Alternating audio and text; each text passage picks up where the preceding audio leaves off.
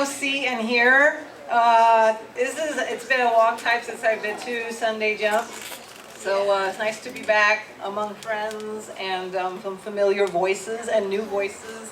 Thank you, Eddie. I love you and Steph so much. Thank you for inviting me.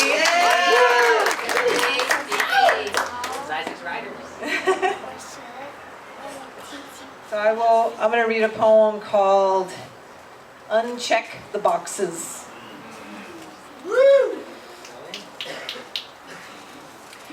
Don't put me in a box, don't make me check an identity, don't assume my origins, my purpose, or my future. Like the slave girl you hid in your kitchen cupboard after the matron has gone to bed, sobbing and rubbing her sore, budding womanhood to sleep. The tribal dancer latched inside a traveling trunk, choking on the key, breathing through the keyhole the stench of rotting spices and flesh. Like the immigrant child of a farm worker stuffed in a dirty school bus in desperate need of repair, transported to the Mexican school with dirt floors, without doors, lockjawed by his own tongue and skin color. A son of Romani confined to an empty, illiterate existence, concentrated in a book full of blank pages. Like the daughter of the earth, roots deeper than time, caged and denied a ritual burial, kidnapped, disappeared, missing, forgotten. Instead of a coffin, an unknown, unmarked grave on the border of almost and begotten. For every child coming of age, beaten, bent, mutilated, to be force-fed into a false construct of society.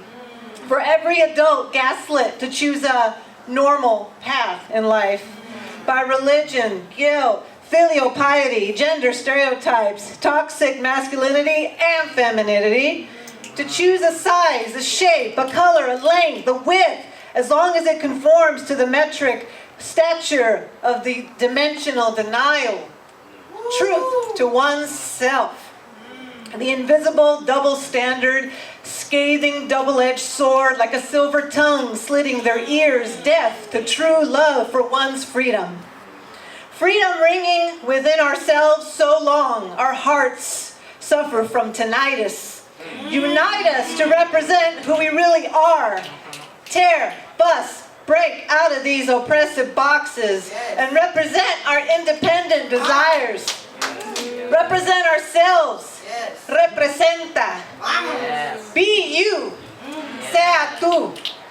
Everyone is a complex cultural cocktail, whether we care to admit some of it was mixed by forces beyond our ancestors' control and suffering. Perhaps it's our ancestral memory, but don't be ashamed. Don't be angry at whatever transpired before you were born. Guess what? The DNA tests are in. They cannot console you. Stop blaming the past.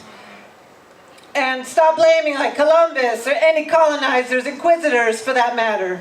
The tests and the history books don't tell you who you are or who you've been. And it makes me wonder, are some people secretly hating part of themselves because that was the colonizers' baby daddy side they give the cold shoulder to? Instead of healing, they suppress it with more hatred, repress it through denial. And I can honestly tell you, I have a vivid ancestral memory of what it, and it goes way back to recall devastations on a global scale. I have made peace with the fact that I cannot change the tragic past my indigenous ancestors experienced, and that the best way to further that peace is by learning about cultures the world over through their languages, cuisine, customs, friendships. Don't stay trapped in your immediate cultural bubbles. And if you want to celebrate all cultures, all heritages, only you can create your own destiny. Represent yourself today. Recreate your own. We're all adopted by the same mother, Earth. Uncheck the warm reality.